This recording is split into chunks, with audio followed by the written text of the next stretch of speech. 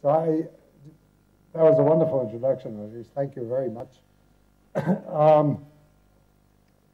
I did have two great students, my first students, Frank Wilczek, and actually there was another student in between Frank and Ed.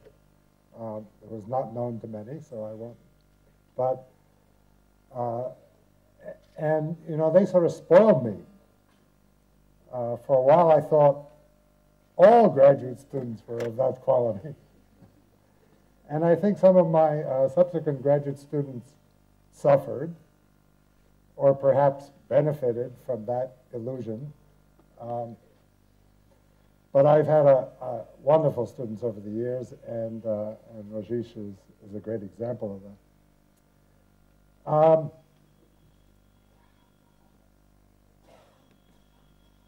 It's great to be back in this hall. I gave a lecture here 4 years ago on the coming revolutions, I think, in fundamental physics. And today I'm talking about the role of theory in science, which indeed is an apt topic for the inauguration of the International Center for Theoretical Sciences.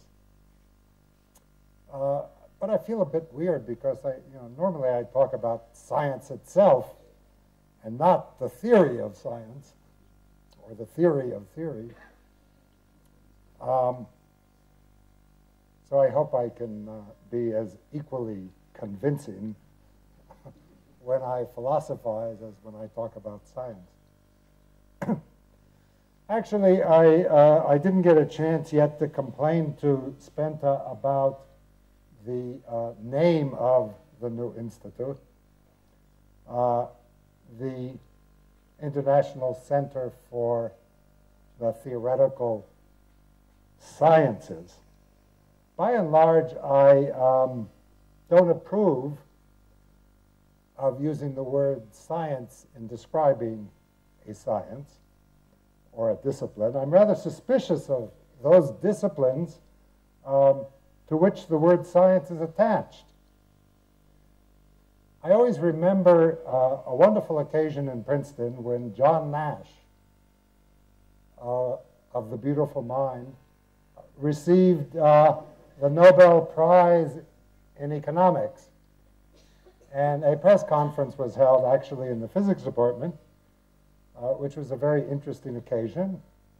But at the end, John was questioned by reporters who luckily didn't know about his past at the time and asked about his science or his economics or his mathematics. And one reporter asked a fascinating question. He said, Professor Nash, you have been awarded the Memorial Nobel Prize for Economic Science. Is economics a science? And John Nash replied very succinctly. He said, no. Any discipline that needs to add science to its name isn't.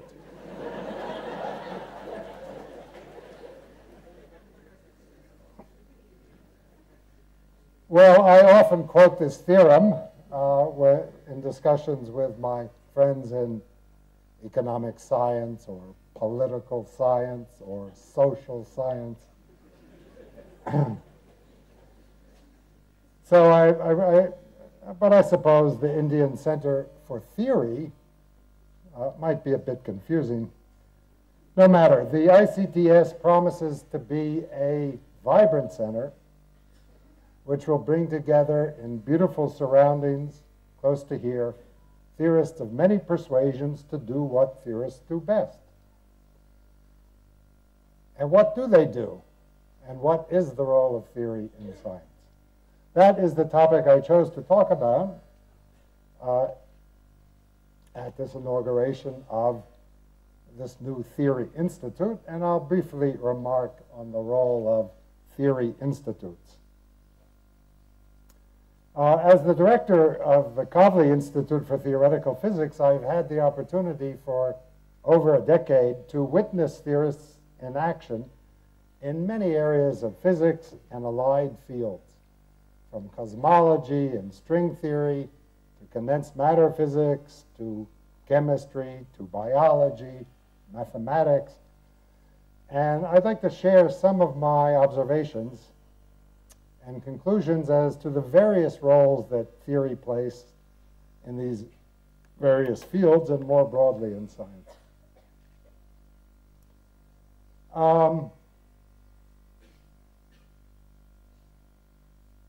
In physics, especially in physics, there's a clear distinction nowadays between theory and experiment, between theorists and observers and experimenters.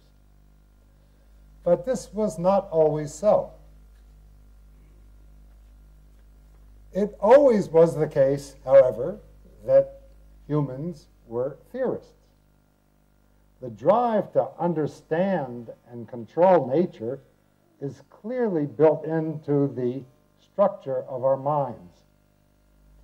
Indeed, our minds have been shaped by natural evolution to construct models of the world around us and to develop tools to comprehend and control the world, to survive and to prosper and to have as many kids as possible.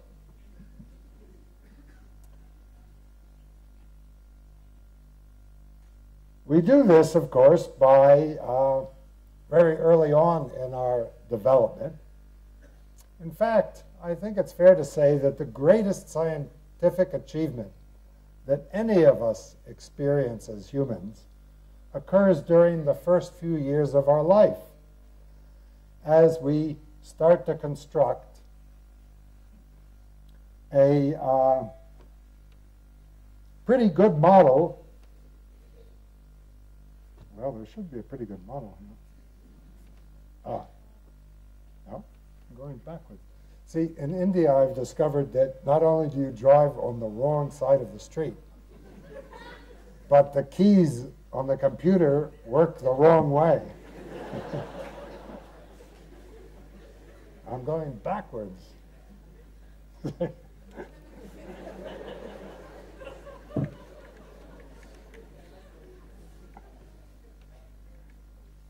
So John Nash and Tom.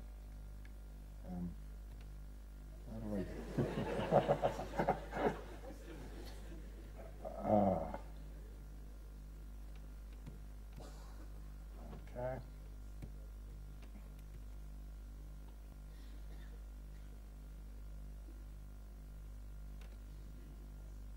There we are. So there we have a child taking its first steps. And that achievement of constructing from the sensory input of our eyes and ears and touch, smell and sound, a model of reality that every child achieves, and we have no idea how they do it, is probably the greatest scientific achievement that we do experience.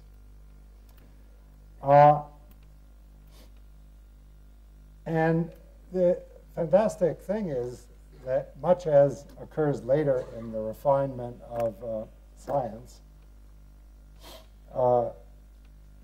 at the same time that we're constructing a model of reality,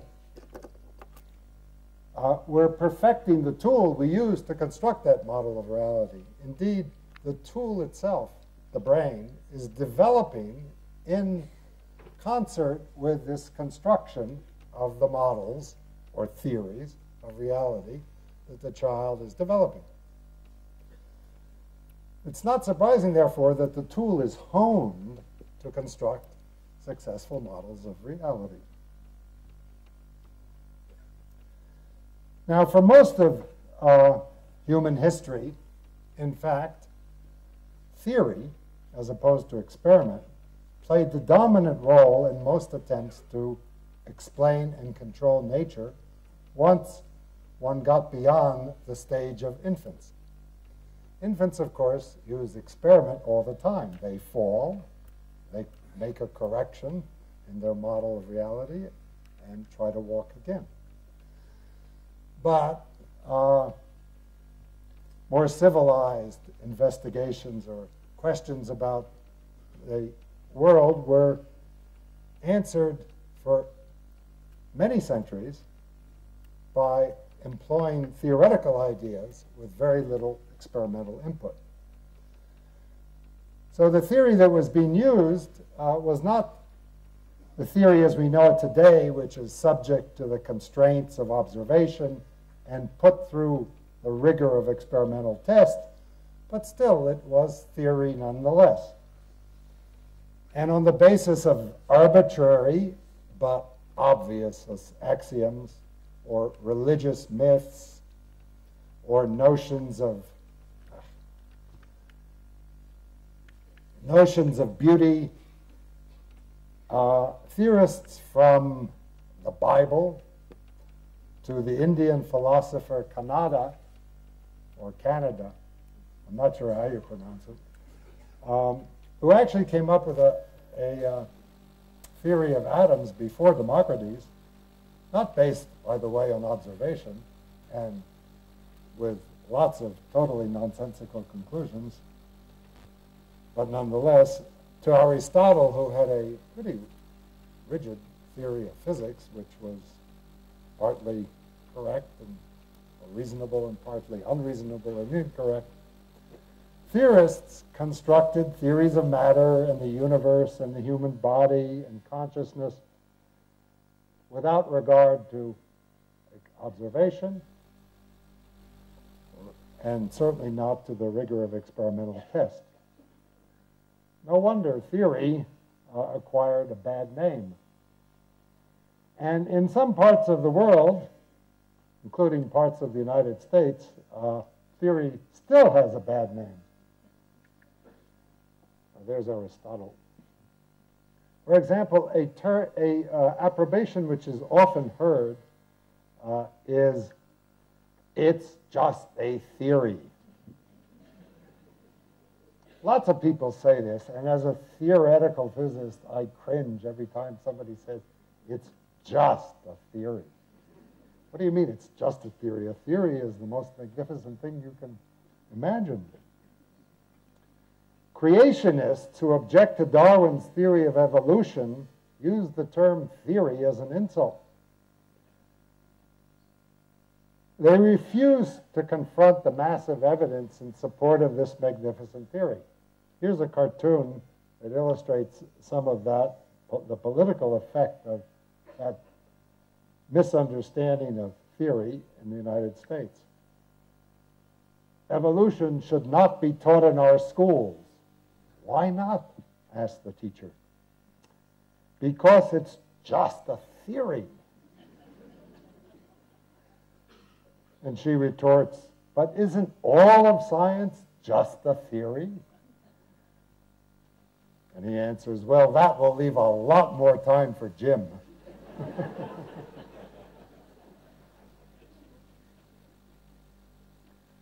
There's widespread misunderstanding in the general public, and even, unfortunately, among some politicians, as to what a theory is and what science is.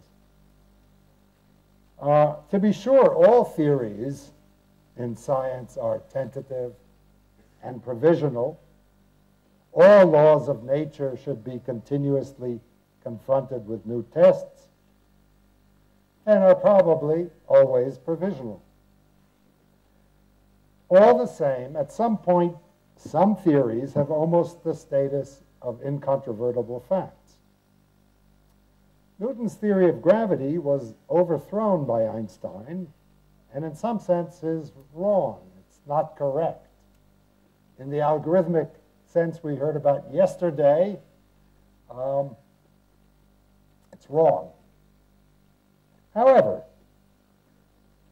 it remains an amazingly accurate description of gravity for low velocities compared to the speed of light and weak gravitational fields. We use it all the time. If you want to calculate the trajectory of a spaceship as it approaches Mars, you do not need and don't employ Einstein's theory of gravity, Newton's works. Revolutionary developments in physics do not wipe out old theories. They build on them. Successful theories in physics, and science in general, don't really die. They survive as limiting cases and good approximations to the improved, provisionally or temporarily correct theories, even if these contradict totally some of the basic assumptions of the new theories. So that Newton's theory of gravity, Maxwell's theory of electromagnetism, the standard model of particle physics, which actually should be called the standard theory of particle physics, will, I claim, survive forever as good approximations to what will surely be better theories. That doesn't, so Darwin's theory of evolution, indeed, requires development and improvement, but it is the evidence in favor, evidence that supports it, and the myriad of facts and observations and experiments that it explains are so abundant that it has almost the status of incontrovertible facts.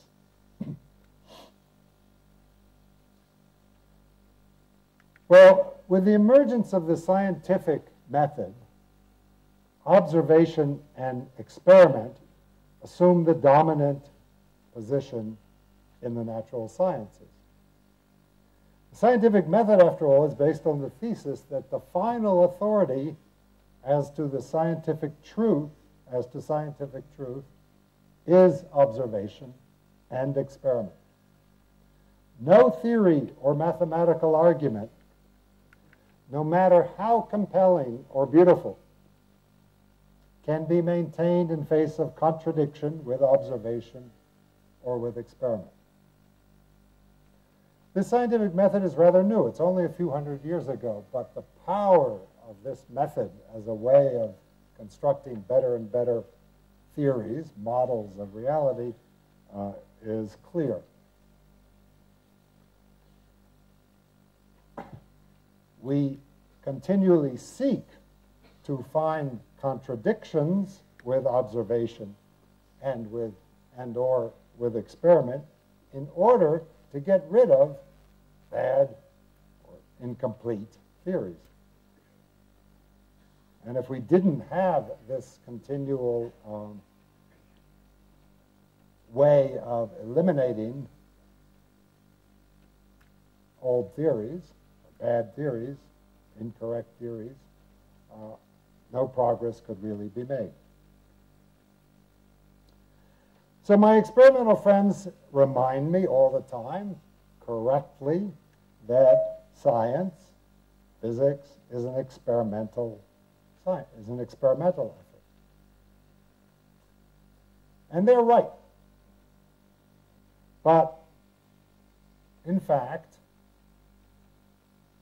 the realization that physics is an experimental science only strengthened theory and its power. Galileo was perhaps the first true modern physicist, scientist, who was both a master of experimental science, and from the construction of better instruments to probe the heavens, to the measurement of time, and he was able to carry out observations of simple phenomena that led him to profound conclusions. But he was not just an experimenter, an observer par excellence, but a superb theorist. He discovered one of the great discoveries of all time. He discovered acceleration. Sometimes it's called the Galilean principle of relativity, but he discovered the importance of acceleration, and later with Newton of which led to Newton's laws. And one of the most amazing discoveries he made was that all bodies fall with the same acceleration. Now, it's not clear how he discovered this. There is a myth or a story, or maybe it's even true, that he dropped balls of different material and mass from the Leaning Tower of Pisa. I understand that this is somewhat of a contention in history among historians, but that's the myth, that he dropped these balls and deduced the fact or the law that all bodies fall with the same acceleration, which in modern terms is equivalent to the principle of equivalence, the equality of gravitational and inertial masses that Einstein made the center of what is now the modern theory of gravity. But I rather suspect that that famous experiment was really a Gedanken experiment, a powerful theoretical tool that we theorists sometimes employ. We imagine doing an experiment, and since we, based on other arguments from the result of the imaginary experiment, we deduce the correct theory. It's a lot easier than doing real experiments. You don't have to worry about your water supply or your power supply.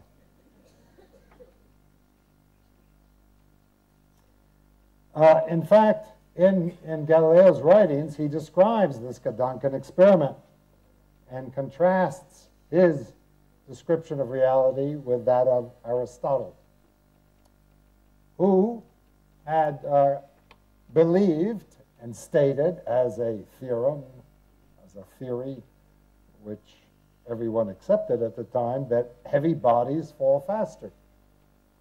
A not unnatural conclusion from experience, because clearly the force on heavy bodies is greater, and air resistance might lead you to this conclusion, and so on.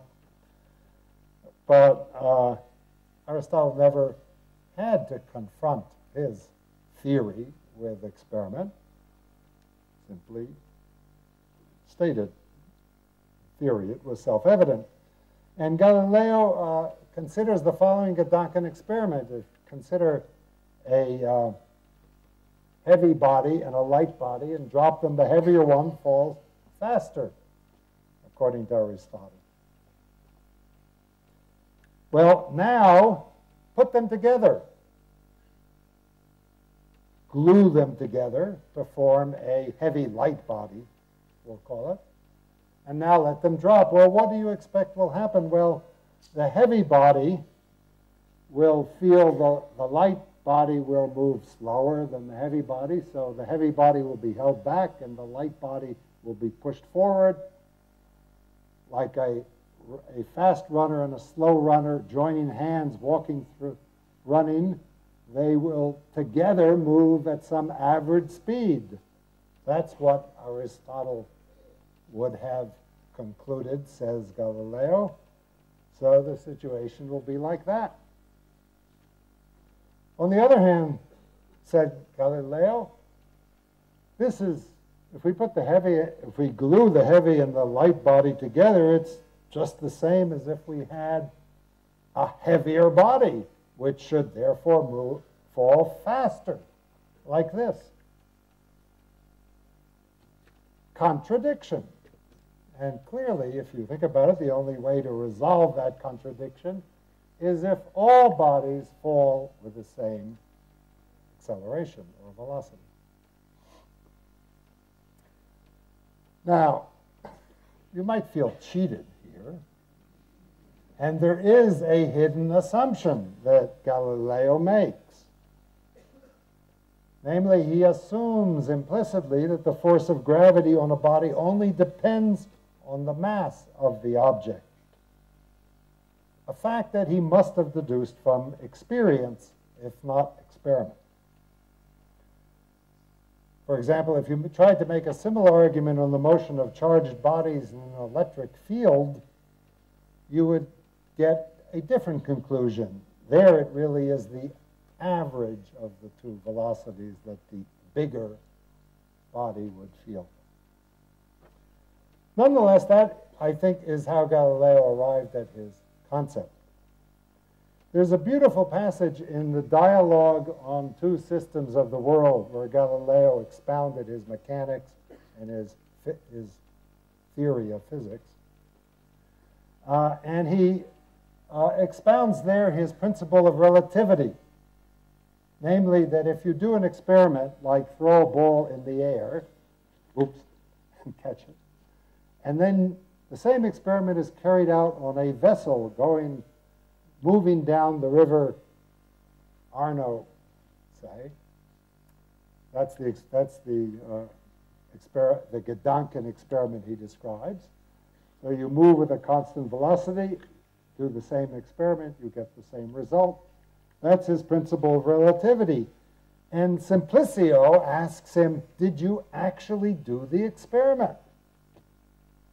And Galileo replies, no, and I do not need it, as without any experience I can affirm that it is so because it cannot be otherwise. Well, that proves that Galileo was a theorist.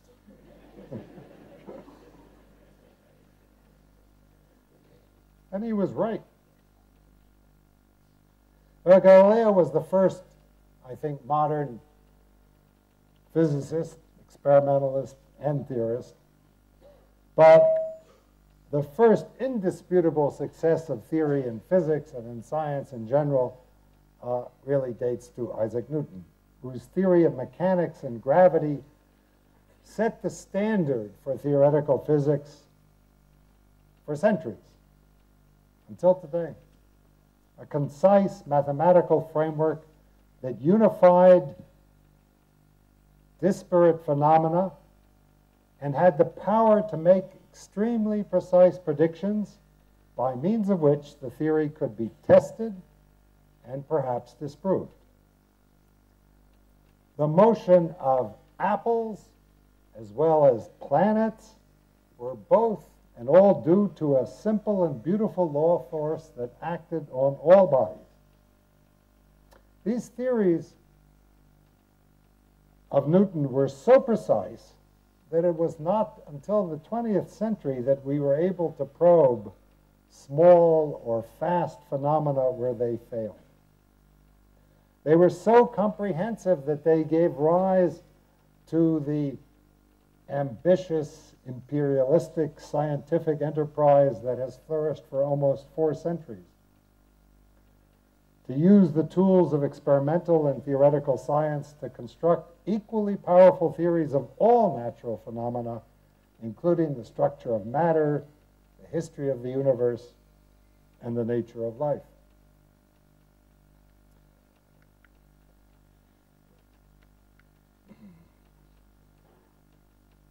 So, in a sense, it's really hard to improve on the model of the power of theory since Newton. Newton's theories employed mathematics in a way that had never occurred before. And although it had already begun a bit with Galileo, who indeed stated that the nature of the language of nature is mathematics, as Atiyah remarked in his address an hour ago. Mathematics is the language with which God has written the universe. I found in the dialogues, I couldn't find this quote actually in the dialogues, but what I did find was Galileo saying, nature loves the integers.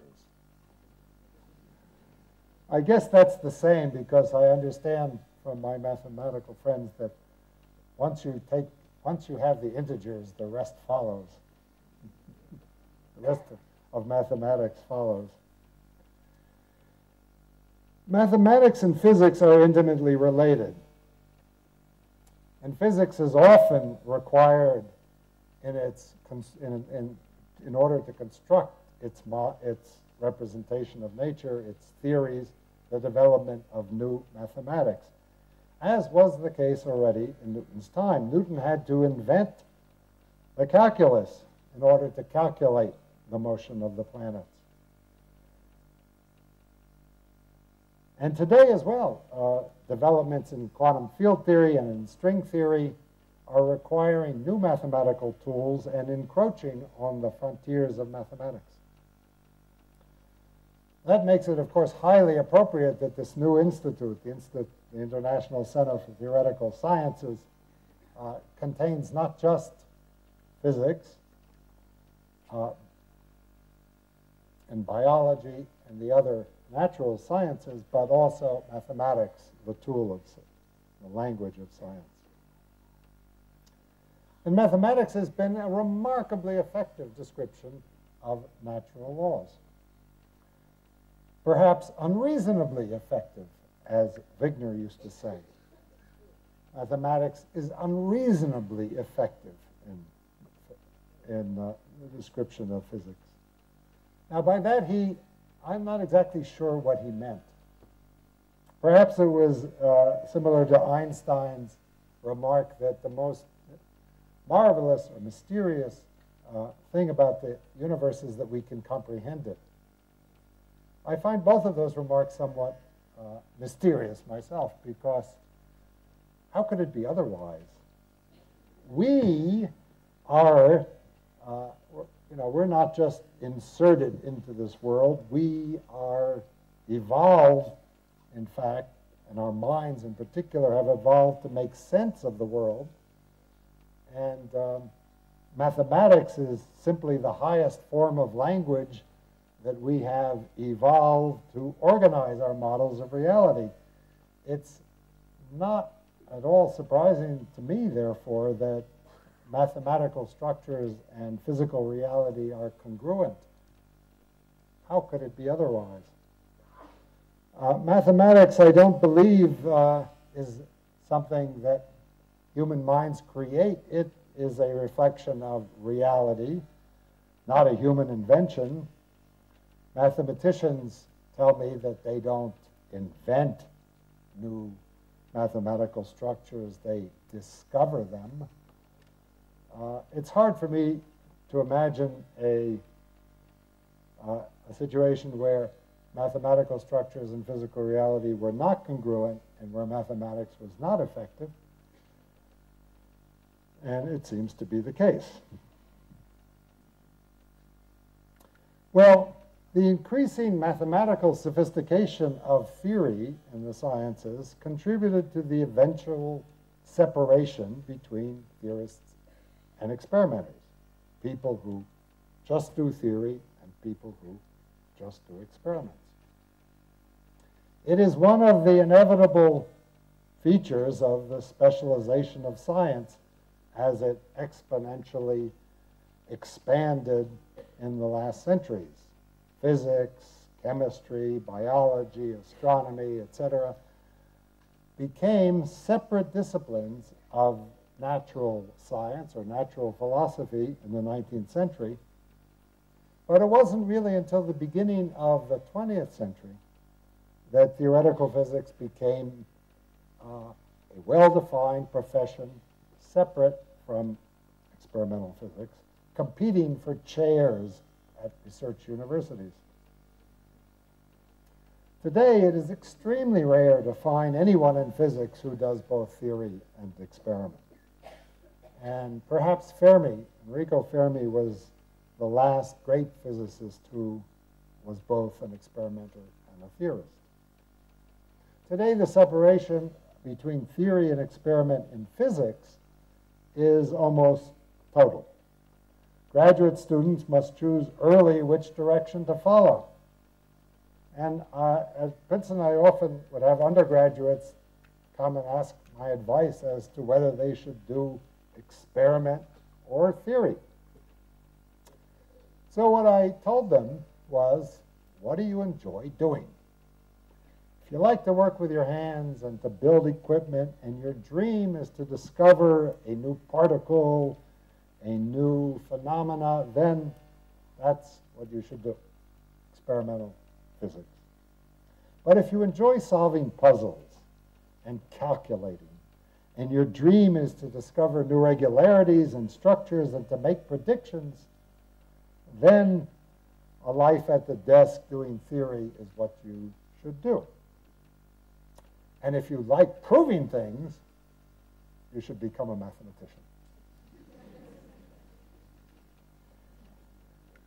So today we have this separation between experiment and theory. And experimenters and theorists like to poke at each other and disparage it. We heard just recently from Rao that theoretical science is just a subsection of experimental science.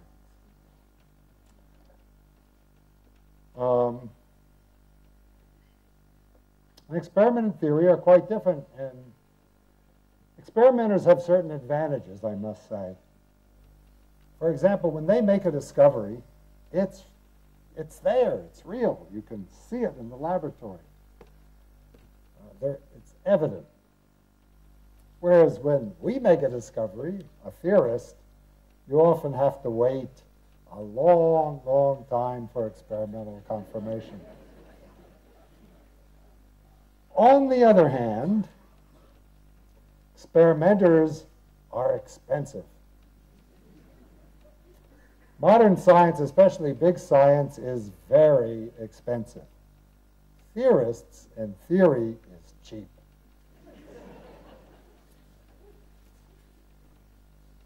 Theorists rely on the old-fashioned tools of paper, chalk, although recently large-scale and expensive, computing has become an essential tool.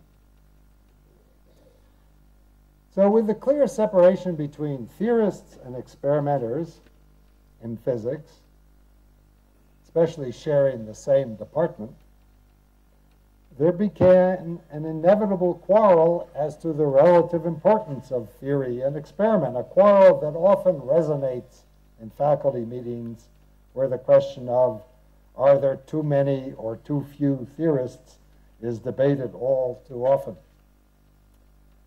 While my heart lies with the theorists, I do sympathize with the complaints of my experimental colleagues, because the truth is they don't get the credit they deserve.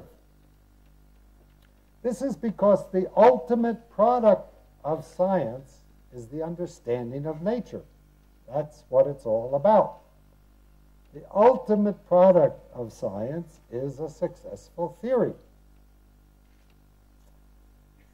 Ultimately, also, theorists write the textbooks.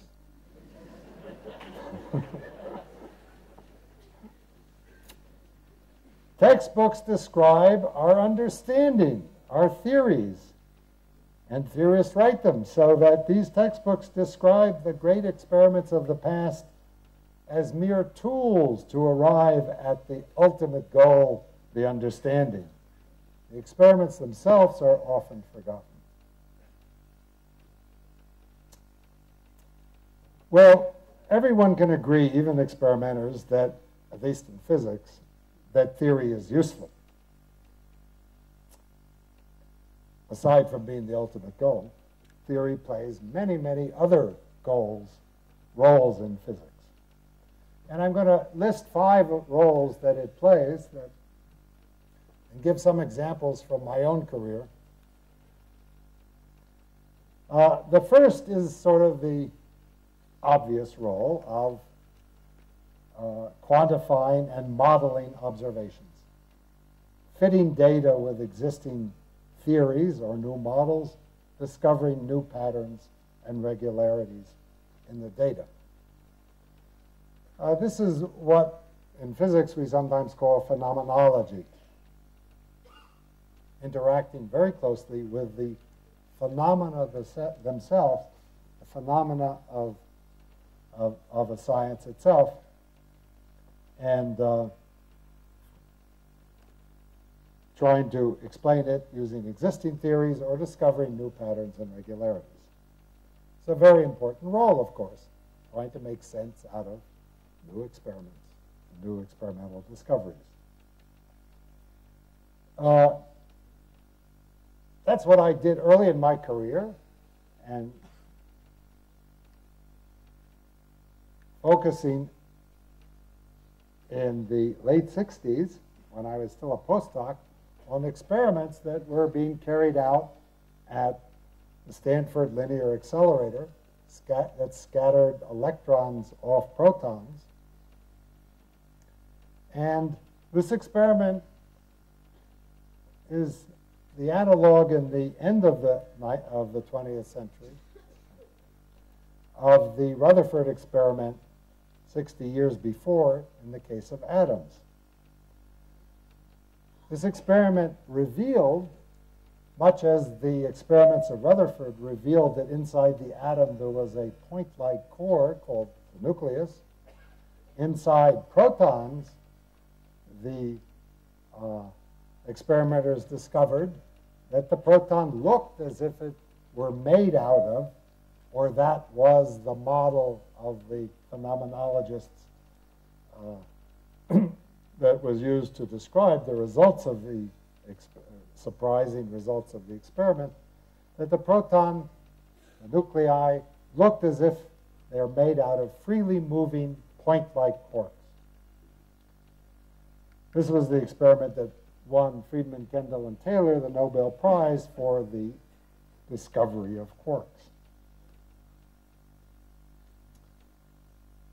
Well, the phenomenology here was, in fact, based on this model of the proton as consisting of point-like objects. Feynman called this model the Parton model.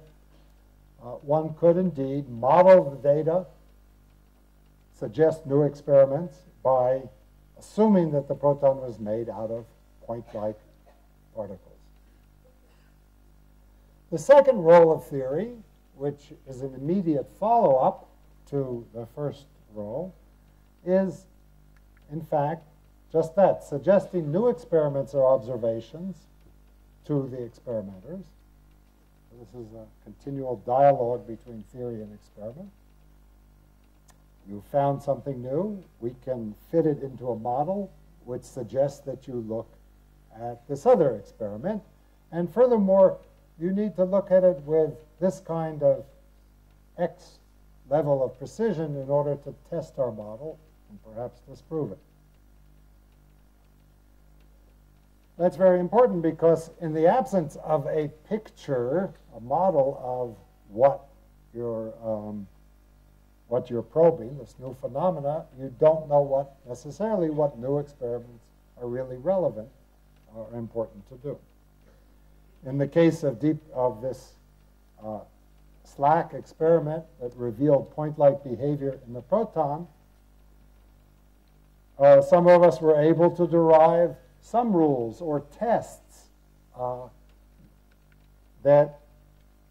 tests of the nature of these point-like objects. For example, if one assumed that these were the hypothetical mathematical quarks that were introduced to describe the symmetries of strongly interacting particles and resonances, then one could, in these experiments and others, test those sum rules, those relations, and put the naive quark model assumptions to a precise test.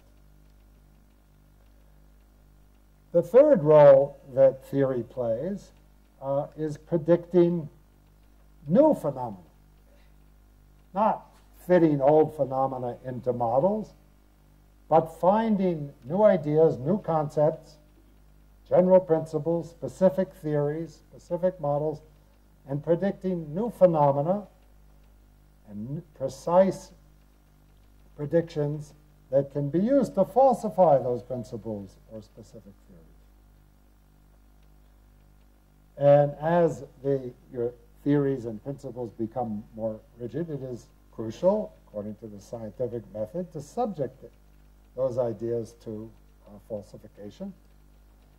And experimenters in physics, at least, especially, but in many sciences as well, are none happier than when they can falsify a general principle or a accepted theory.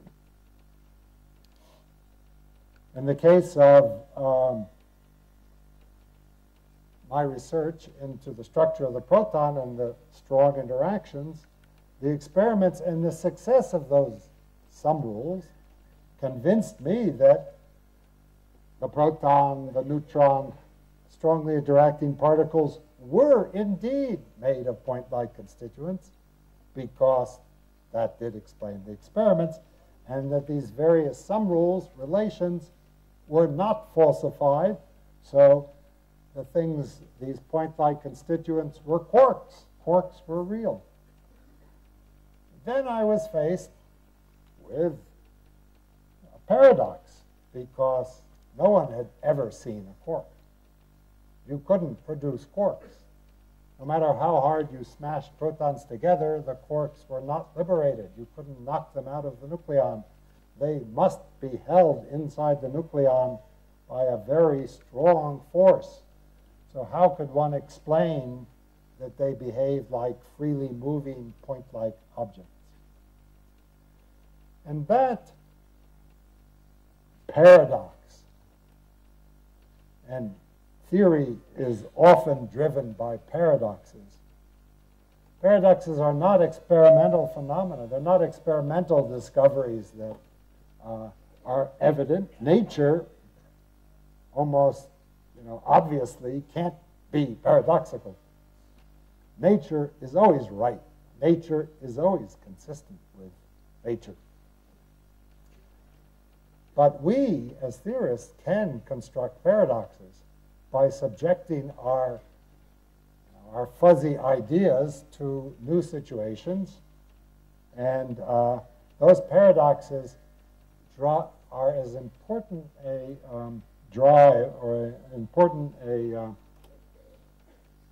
driving force on the development of new theoretical ideas as experimental discoveries.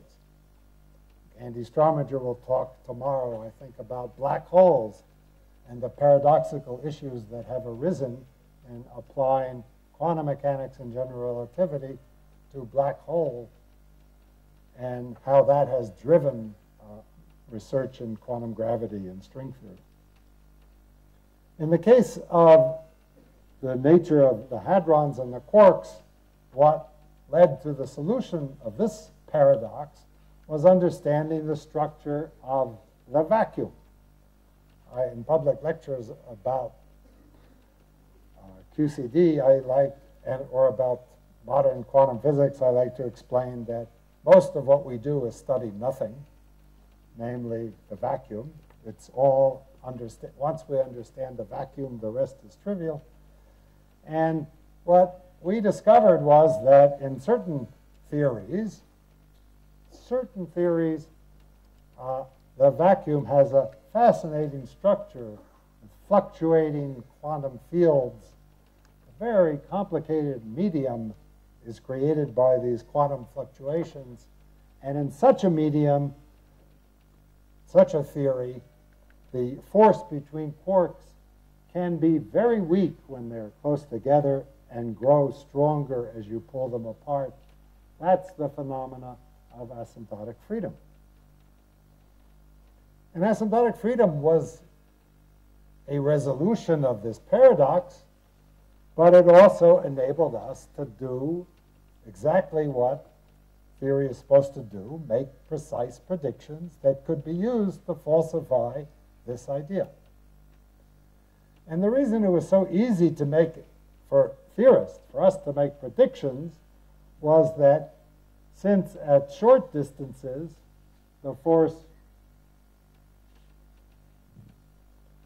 was weak, it was easy, going backwards again, it was easy to do calculations. So when the quarks were close together as being probed by those experiments at SLAC, we could easily calculate the effects. And the primary effect was that the force would get weaker and weaker the closer the quarks got together, which you could probe with even higher energy scattering experiments. So that was the predictions, and many other predictions that one could make easily and rapidly. And then one had to wait for 20 years before the experiments confirmed them. See, that's the theorists have an easy time making predictions, but then they have to wait. This is the situation in 2009, where we now have an incredible accuracy and are able to subject the fact that the strong coupling, the force between quarks, decreases as one probes them at ever higher energies, therefore, in effect, seeing them at ever closer distances. And this curve represents dozens and dozens of experiments of big science with big accelerators, thousands of people working for 30 years in order to now achieve what I must say 30 years ago was unimaginable accuracy of less than 1% in the agreement of theory and experiment. So this phenomena of asymptotic freedom is not proven. You can't prove anything by subjecting theories to experimental tests, but it hasn't been disproven to great accuracy. And finally, the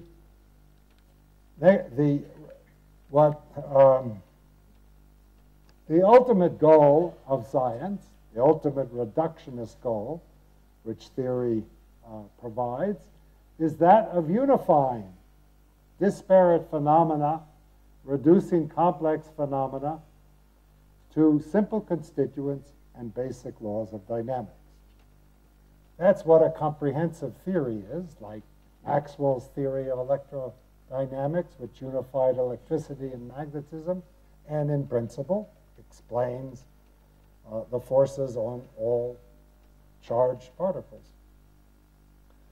And in our case, the phenomena of asymptotic freedom led us to a theory, now a comprehensive theory, of the strong interactions, of the nuclear force, one of the four fundamental things. The ultimate dream was, given that one has this theory in which nuclei are made out of quarks, which are held together by this force law that we could understand, one should be able to calculate the masses of all the dozens and dozens of strongly interacting particles like the proton and the neutron and many, many others that were discovered and measured by experimenters. Well, that took a long time to do. Still is in the process. The job of precise calculation of the consequences of theories in physics is a never-ending story, and requires new and innovative and difficult computations, the most accurate of which use a discretization of space and time, putting the world on a lattice, and massive parallel computers. But today we can actually calculate the masses of the elementary particles, of the strongly interacting composites of quarks, like the proton and others, to 1% accuracy, which again is absolutely amazing. This is better in many cases than what we can do with calculating the energy level, the energies of atoms. We can truly, with almost no input, one or two numbers calculate the complete spectrum by these massive, or they can calculate. So there's one more very important role of theoretical science, and that is not in explaining experimental discoveries or constructing theories, but in calculating the background to new experiments, modeling, calculating the background to new experiments using the well-established theories that you already possess, in order that experimenters can discover new phenomena and distinguish signals from noise. Well, for example, there is a large particle accelerator that you all know is just beginning to function in these last few weeks, months at CERN, called the Large Hadron Collider, where experimenters, we are hoping to make profound new discoveries, the Higgs particles, supersymmetry, quantum dimensions of space and time. They are going to sift through billions and billions of pictures, fancy detectors, of particle collisions at trillions of electron volt energies in order to find one or two events where something interesting happens. In order to pick out that needle in the haystack of all of these billions of collisions every second, they have to understand the background, what is expected from the old physics, quite precisely in order to find the signals of something new. And so theorists play an enormously important role in modeling and calculating what you would expect if there's nothing new in order to find something new. There are other roles that theory plays, but those are the main ones that I can think of. And there is nowhere in the sciences where the role of theory is so widely accepted and valued as physics.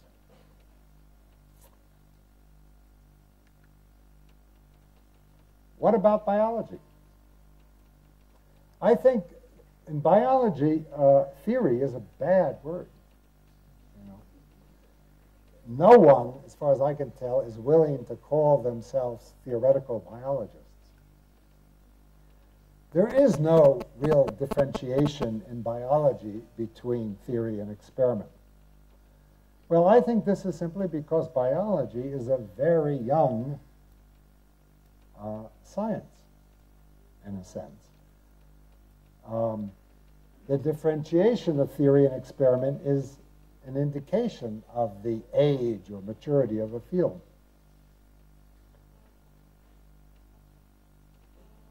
Theory is, in a sense, physics is the field of science where theory is the most established, but it's also, in a sense, the most mature and powerful of the sciences.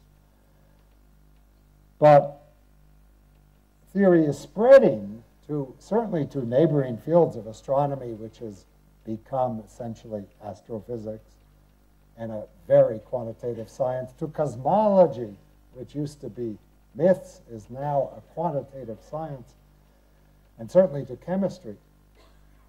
And this is partly due to our deep understanding of the physics that underlies the burning of stars and the expansion of the universe and the structure of atoms, and the powerful new computational tools that are now available to theorists, and enable us to use that basic physics, physical theories, to imagine a priori calculations of macroscopic behavior. But the one field of science where the question is still being debated is biology. Many biologists are innumerate and are proud of it. They don't understand mathematics, and they don't need to, they say. They dismiss mathematical modeling and do not believe that theories are necessarily useful. And partly this is because theorists who've tried to construct theories of biology haven't been very successful. So theory has gotten a bad name. But biologists make more profound arguments. They say, living matter is a historical accident. It was shaped by natural selection, does not conform to any underlying principles, is largely unpredictable. This is, I think, is not a point of view that I agree with at all.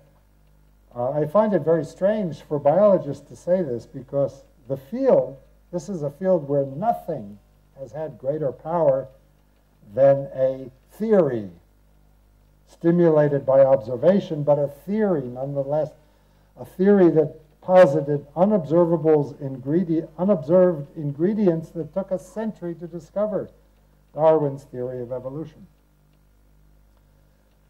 By living matter is certainly a very complex system, but understandable. I have complete faith. So is there a theory of biology? I'm sure there is, but it's not going to be simple to find it.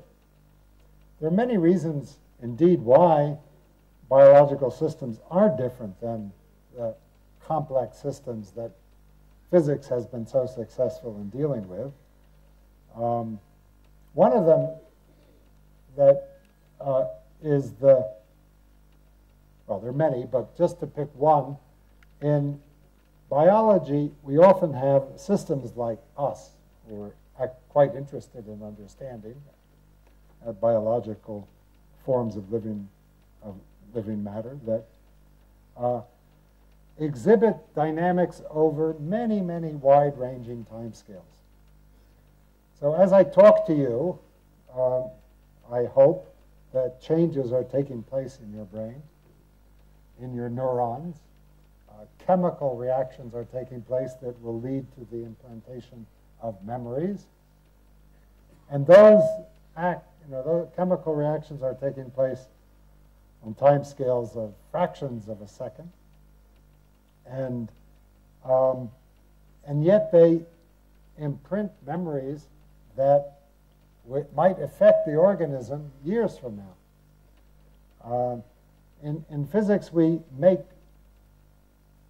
so much of the progress, or the ability to understand complex systems in physics, is based on our ability to ignore very slow variations in time, or to average, or we say integrate over very rapid variations in time, and restrict our consideration to the spatial and time scales appropriate for the phenomena that we wish to understand. That might not be true in biology. So simple attempts to apply theoretical models and analogies from physical systems that we're accustomed to biological systems probably will fail, and have so far. Maybe we need new ideas. And in particular, we might need new mathematics. As I discussed before, much of mathematics has developed in parallel with physics, stimulated by it and contributing to it. And conceivably, there is new mathematics that will be stimulated by and contribute to the development of the theory of biology. Well, I'm running out of time, so I won't say much about the role of theory institutes. I'm just going to flash the slide that I showed in the recent NSF review of the KITP last April, which outlined the mission of the KITP, which is similar to the mission of the ICTS. However, the ICTS is a different institution in a different country. It will have other goals and programs. But this is sort of what we do in the KITP, and I think quite successfully. The core of of our activities are science programs chosen by scientists from around the world that we believe can transform, can make a difference in a particular area of research by bringing people together to do science together. And theorists love to talk to each other. Theorists are not loners who sit in some room by themselves. Theorists might be socially inept and introverts, but intellectually they are outgoing extroverts. They collaborate like mad, they communicate like mad. They need continuously to test their ideas, and when put together with few other distractions, and transformative science can occur. The other area that theory institutes are especially good at, and we cherish, are interdisciplinary outreaches and explorations. It has been said many times over the last 2 days that some of the most interesting science occurs between these arbitrary division of nature into disciplines like physics, biology, chemistry. I mean, of course, in the end, everything is physics. So at the Institute of Theoretical Physics, we have no problem bringing together people from these traditional fields who are interested in the same question posed by nature. And many of the interesting questions are at the frontiers, or at these borders between existing university departments or disciplines. Universities, traditional universities, have a very hard time in doing that. Institutes can experiment with new fields of science, and we've done that because they can run programs or try out science without having to create a new department or a new position or hire somebody. They can bring people together to explore these new disciplines. There's an international aspect to the KITP, and there certainly is to the International Center for Theoretical Sciences. The KITP is a window to the world. Around 40% of our visitors are from outside the United States, and we interact continuously through the web. Our activities are broadcast to the whole world. Our institute and the new institute can be crucial in the development of young scientists by bringing graduate students, in our case, graduate students and postdocs, and with the scientists who come and visit us or on their own. And an institute like this is a fantastic place for a young graduate student or a young postdoc to be exposed to. Normally, if you go out and if you want to have a career in science, you have to specialize. Within your specialty, say within physics, you have to specialize to, say, high-energy physics. And within high-energy physics, you have to specialize, say, to string theory. And within string theory, you have to specialize to, and so on. By the time you get your degree, you have specialized at least 4 times. And that is not good at all. Science changes rapidly, and you then get a postdoc, and you're hired by a particular group because you've specialized in the area in which they work, and you go to an institution and you continue to work in that specialized area. At an institute with the breadth of the KITP or of the ICTS, bringing all these programs and visitors, a young scientist in residence for a few, even just for a few years, as a postdoc or as a graduate fellow, can experience many, many different kinds of science and meet many different scientists on a rather equal intellectual basis, and we found that that has often an enormous impact on the scientific careers of our young scientists. And finally, an institute like this, which is so broad and has connections with so many scientists in one's country and throughout the world, is a place where one can, in principle, and one can try to respond to challenges facing physics, facing science in general, national needs, in our case in the United States especially. And we do that by all sorts of programs, outreach programs, connections to communicators, to high schools, et cetera, et cetera. It's a very flexible kind of institution that can be a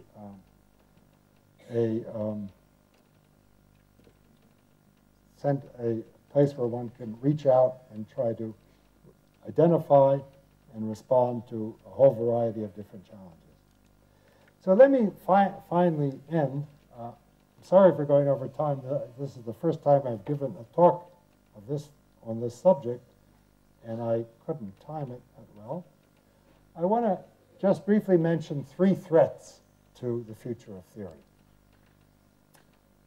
which of course I will explain aren't going to happen, but there are 3 threats that you can imagine to the future of theoretical science, which has been so incredibly powerful and successful over the last few centuries. The first is Google. The second is that we have limited capabilities. And the third is maybe we'll construct a theory of everything. So let me deal with these threats. There's a very interesting book called The End of Theory by a guy called Chris Anderson, which makes the case that the deluge of data and the ability, which is exemplified by Google, of finding correlations in data without understanding or modeling the data will, in the petabyte age, replace theories. And all of us theorists will be out of work. We just have all these experimenters collecting data, stuffing it into Google, and what they say is that Google succeeded without having to revolutionize AI. They didn't construct a better theory of artificial intelligence. They just had better search mechanisms, I guess. Google's research director stated, all models are wrong, and increasingly you can succeed without them. Well, this strategy might work for Google and its search engines, and it might reveal patterns and regularities in massive data banks, but progress in the kind of theory I've been talking about requires new ideas, new concepts, leaps of the imagination that, as far as I can imagine, cannot be made by search algorithms. At least I hope not. Well, the second threat is the possibility that our minds are limited and will not prove capable of comprehending the principles necessary to understand, say, quantum gravity or string theory. And this might be the case. After all, we were not selected by evolution to quantize gravity. And we know very well that other animals, certain of our animal friends, have limited abilities. For example, my dogs cannot comprehend quantum mechanics, despite my dogged attempts to teach them. There's a cartoon by Gary Lawson. He's saying, I'm not sure you can read it, oh, look at that, Schuster. Dogs are so cute when they try to comprehend quantum mechanics. So could this be true of us? You know, how would we know? Humility would require us to believe that we are indeed limited in our ability to comprehend nature. In fact, we almost had a mathematical theorem yesterday proving that, but maybe not. So I'm going to give 3 reasons why we should be optimistic that we're not limited.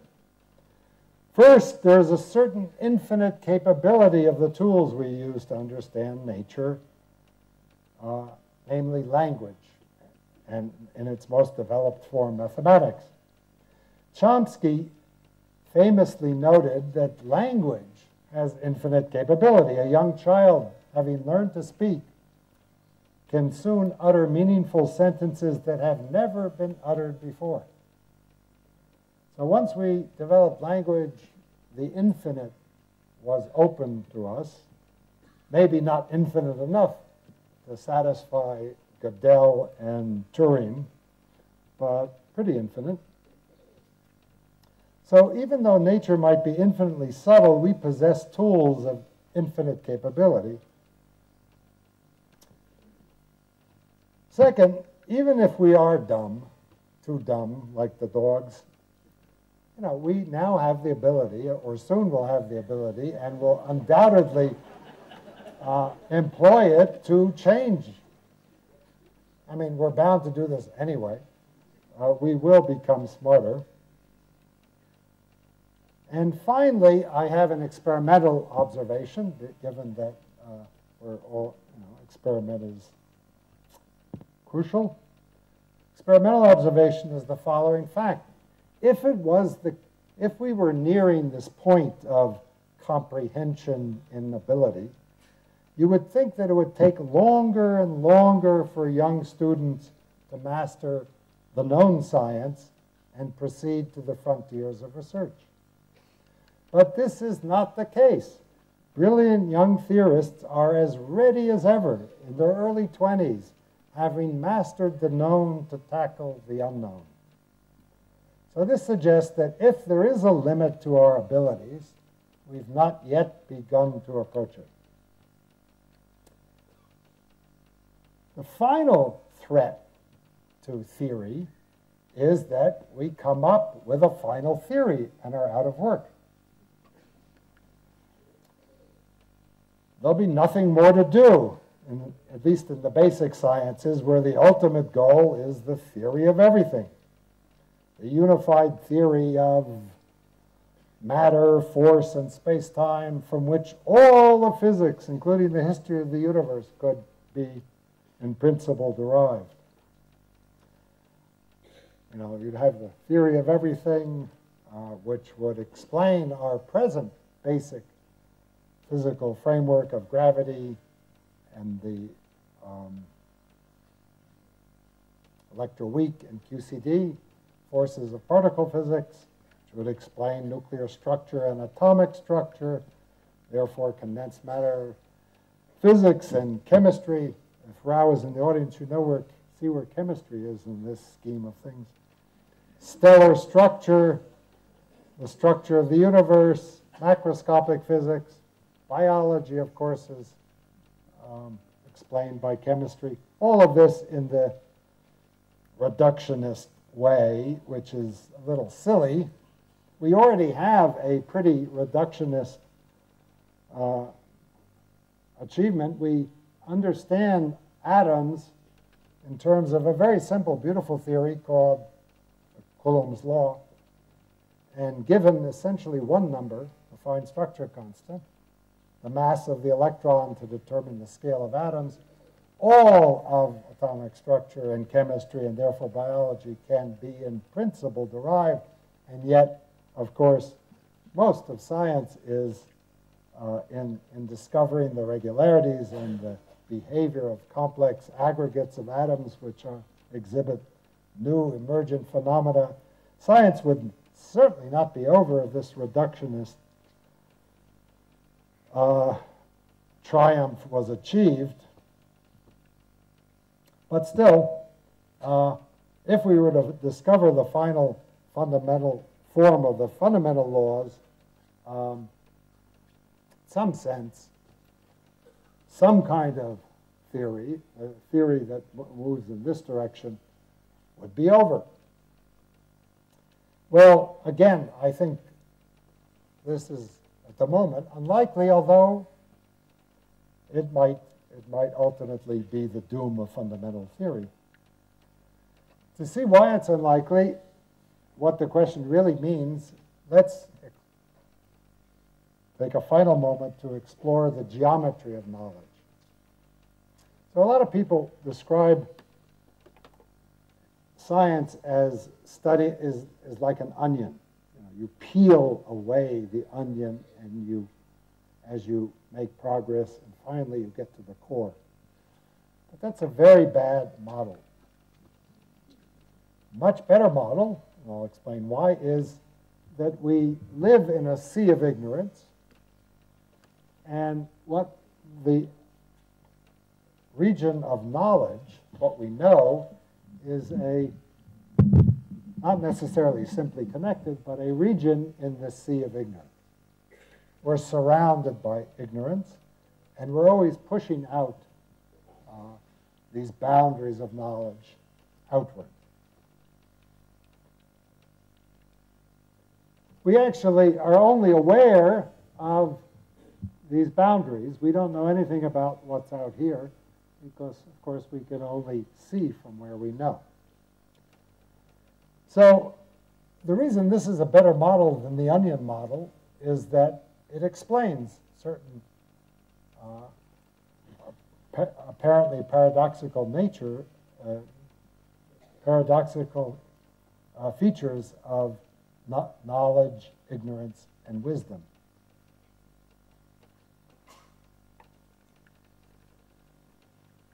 First of all, if this picture is right, knowledge increases like the volume of this region we've explored and understood, which is true. Libraries are getting bigger. There are more facts and theories and understanding. On the other hand, as we all know, those of us who've lived long enough realize that the more we know, the more we don't know, the more ignorant we feel. And indeed, that's true too, because the ignorance that we're aware of is on the surface of the region of knowledge. We can't be aware of this ignorance out here because we can't see it. So ignorance increases as well, which explains why we continually feel that the more we learn, the more we don't understand. On the other hand, wisdom increases, right? Progress is being made because wisdom is sort of the ratio of what we know to what we don't know, and the volume increases faster than the surface. Now, in terms of this model, geometrical model of knowledge, let's ask the question, are we ever going to get the final theory, the final answer, and put theorists out of a job? Well, that's the question of whether this sea of ignorance is compact or not. Is it like the surface of a sphere, which is compact, or is it like the surface of a sheet of paper that goes on, that's infinite? Now, this problem was once, a real problem as one began to explore the Earth. And this was the region of the Earth which was well mapped and understood and explored, at least by white men. And this was the region where nobody knew anything about except the people who lived there. And as Europeans explored the world, at the beginning, the ignorance, regions that were on the boundaries grew and grew, and exploration was a thriving field. But since we live on a globe, a sphere, which is compact, they ran out of territory to explore, and exploration has sort of ended, at least on the surface of the Earth. So is the sea of ignorance compact? Will we run out of ignorance, which is our the most precious resource of scientists. And, well, I don't know, maybe, who knows? How would you tell? Well, you would begin to see the curvature. You'd begin to see wisdom start decreasing. In other words, you'd begin to see that the amount of ignorance, the unanswered questions, gets smaller as you run out of ignorance. And there's certainly no sign of that yet. So I don't know the answer to this question. Maybe there is a final theory, a finite amount of knowledge to be obtained, and someday we'll run out of it. But for the time being, there's lots of time for theory and theory institutes like the ICTS to prosper. Thank you. So thank you very much for that grand survey of theory and tying it with the hopes and dreams of the ICTS. So I'm sure David will entertain a couple of questions, a few questions. But before that, a couple of announcements from the organizers. There will be tea, coffee outside immediately following the question and answer session. And tomorrow's sessions will be not here, but will be in the main faculty hall of the IISc. So tomorrow mornings and the rest of the programs, except for the public lectures, will all be in the faculty hall. So let's have a few questions. Please be very concise in your question. Please do not make a statement. Please ask a sort of a focused question. And in the interest of time, please don't make it very long. Try to make it concise. Thank you.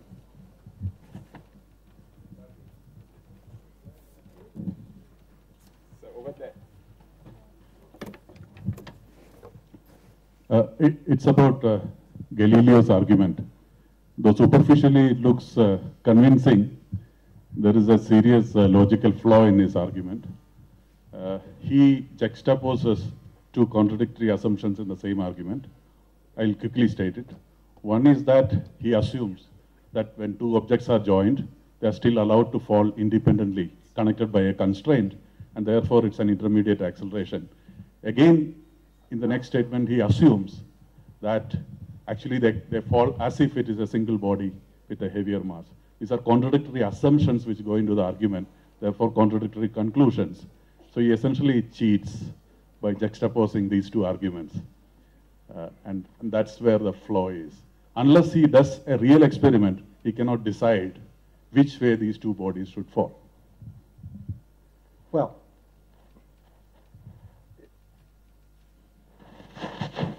what I think happened was, you see, if you assume that the only thing that essentially he's assuming that the force only depends on the mass of the object. Even before, that's one hidden assumption which you stated. I'm saying as a logical argument, there's a juxtaposition of two contradictory assumptions in the single argument. He's viewing, so if you, for example, try to apply the same argument to charged bodies moving in a constant electric field, you will find that first of all, they do not move with the same acceleration we know. Yep. It's proportional to E over m, and E over m is not a universal. Yeah, I agree that, but even without... And you will, of course, find the average. The average is what you would naively expect. The average is only equal to the two terms you average when the average is 1. When all bodies move with the same. So the average of A and A is A. So it's really hard to tell what was in Galileo's mind. And the dialogues, if you try to read the dialogues, I have done that. Sorry, you have. I have read that. They're not exactly written like modern scientific papers. They're really Socratic arguments where one side is making an argument and convincing the other. I have no doubt that Galileo based hidden assumptions, which he never precisely states. He didn't have a concept of force. That he could say, well, the force is proportional to the mass, and therefore, because of Newton wasn't born yet, Newton's second law of the, but I think he must have concluded from experience, I don't mean experiment, but experience, with that the force only depended on the mass, and probably was linear in the mass. But I don't think he ever put that into precise quantitative mathematical terms. So it's really hard to say how he thought. Time is short, so. But you will agree that the point I was trying to make was that is the argument as he presents in the dialogues for the equality of accelerations. He never says there, well, I did the experiment. I dropped these things from the Tower of Pisa. No, not in the dialogues.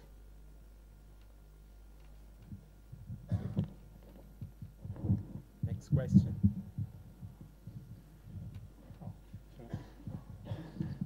So this is a question related to the role of theory in biology.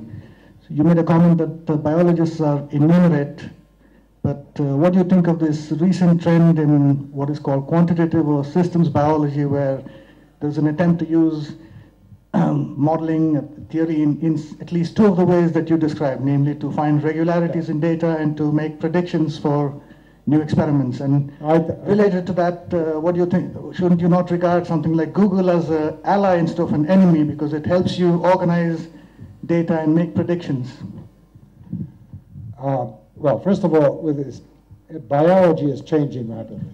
Theory is becoming respectable in biology, but note that biologists are still reluctant to use the word theory. They call it systems analysis. At best, quantitative biology, which is the new archive site, there was a big fight over that, even that name, because it sounded too much like theoretical biology. So, but the change is inevitable because the data there's an overwhelming amount of quantitative data. Experiments are becoming more precise, and in certain areas like neuroscience, modeling and theory has been always used. So this is a wonderful development, and which at the KITP we have, now 20% of our efforts are devoted to exactly programs in biology and what I would call the theory of living matter, or theory of biological theory, which eventually will develop. I would predict that in 10, 20, 30 years, there will be people who will call themselves theoretical biologists, and these methods of modeling and even finding general principles and specific theories will be successful. I have no doubt about it. So that's rapidly developing, and that's great, wonderful, should be encouraged and will be in such interdisciplinary. But core people who go through graduate education in biology, by and large, do not, unfortunately, learn mathematical tools, even rudimentary ones. And that's partly because their teachers don't know them.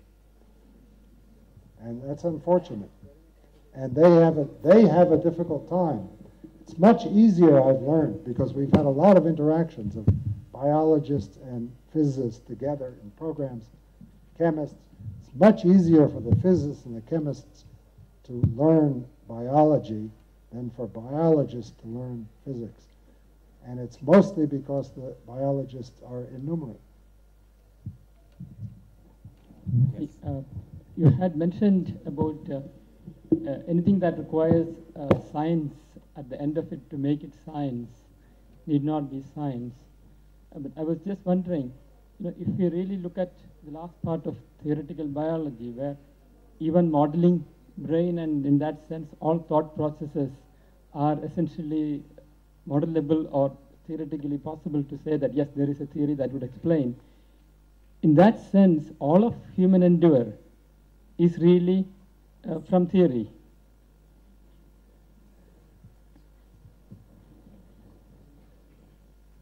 I'm not sure I understand the question. I think, as I said in the beginning, our minds are, I believe, formed in order to construct better models of reality. We, however, use experience, if not experiments, to do that. And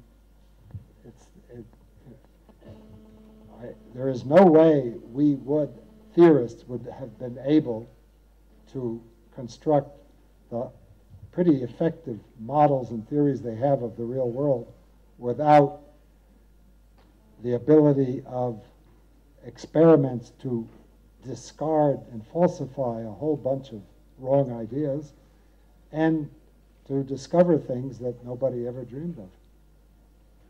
So theory, our minds are formed by the necessity to construct such models, and one of the most powerful tools we employ is experiment and experience and observation. So I think we are simply out of time. Just we'll have one last question. Okay, this is slightly tangential, but while I agree with you that most of the mathematical structures keep in tune with some physical reality, our mathematician friends are ingenious enough to have developed fair amount of structures for which right now at least we don't have any physical reality to map on. And in that sense, they are actually different human invention. I mean. Well, I disagree. Mathematicians are very good at generalizing and abstracting in ways that extend the mathematical notions, which clearly have correspondences in scientific theories or structures. But they're not, I don't think, that essential to the structure of mathematics. You know, we used to say, physicists used to say that, well, just in my field, in elementary particle physics, quantum field theory, and now string theory, that we're using and even helping develop areas of mathematics that, you know, just about every area. There's nothing left in mathematics that isn't somehow used or finds its place in physics, except for number theory. That's the one area we thought would never have a connection to any interesting structures in physics. Number theory, like Fermat's last theorem, and, well, not the case. Turns out nowadays one of the most exciting areas in this incredible collaboration between physics and mathematics in quantum field theory and string theory has to do precisely with number theory. Would you have believed that? The only thing left, therefore, is set theory. Nobody's yet thought of any deep connection where physicists, set theorists and physicists would work together. Or maybe logic. But who knows, you know, if we talked yesterday, then logic and complex, you know, is connected. I am a Platonist of sort, somewhat like Gödel was, by the way. And I believe there's only one form of reality out there, and mathematics is about something that is about something that is real as what we call physical reality, and mathematicians are discovering structures of reality. Now, we have some eminent mathematicians in the audience, and maybe one of them has a different point of view. But many of the mathematicians I've spoken to share that feeling or that belief. It's certainly not something you can prove or even disprove. Okay, I think since it's way over time, maybe we should sort of close for the evening, and let me thank David once again for that masterly survey.